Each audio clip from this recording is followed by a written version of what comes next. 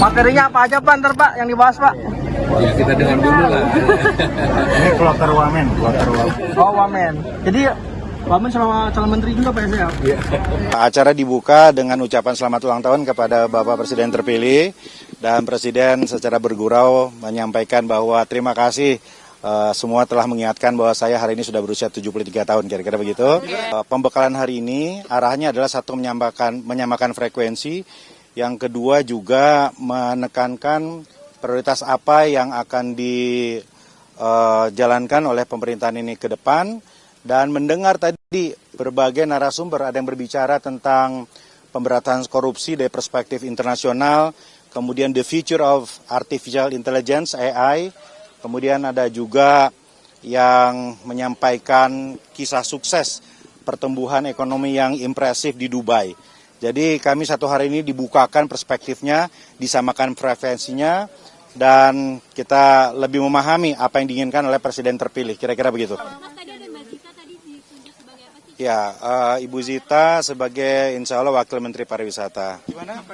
Ya, disampaikan juga bahwa nanti setelah pelantikan, kita semua akan lanjut lagi pembekalan, pemantapan.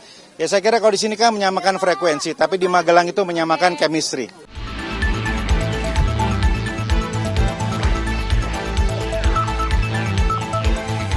Yang pertama tadi di speech open speech Pak Prabowo, yang pertama menekankan memang pentingnya kolaborasi kerjasama antar tim, khususnya elit politik, untuk sebagai syarat mutlak menuju Indonesia maju, ya, menuju Indonesia sebagai negara, menuju negara superpower, kira-kira begitulah. Tapi penting saya sampaikan di sini, tadi Pak Prabowo menekankan bahwa saya buka catatan dulu nih, takut salah nih. Yang pertama, Pak Prabowo menekankan komitmen beliau untuk melanjutkan hilirisasi dan industrialisasi di semua sektor yang telah dimulai oleh pemerintahan Presiden Jokowi sebagai syarat mutlak untuk Indonesia menuju great powers country, ya. Yang kedua, beliau juga menekankan bagaimana tantangan-tantangan global, baik itu bidang pertahanan keamanan, baik itu teknologi, baik itu di bidang ekonomi, beliau menjabarkan dengan sangat detail bagaimana kekuatan bangsa-bangsa yang lain, kekuatan dan kelemahan Indonesia, begitu ya. Hari ini tentu saja pendidikan sekali, maksudnya pendidikan untuk kami ya. Jadi saya belajar banyak sekali hari ini. Pertama belajar mengenai lebih dalam mengenai visi Pak Prabowo, itu sangat penting dalam untuk melayani negara. Kedua yang sangat saya kagumi adalah bukan saja visinya sangat jelas, tetapi Pak Prabowo juga sudah mencanangkan secara sistematis, jadi system thinking, bagaimana kita bisa merealisirkan visi beliau untuk membangun kesejahteraan negara ini.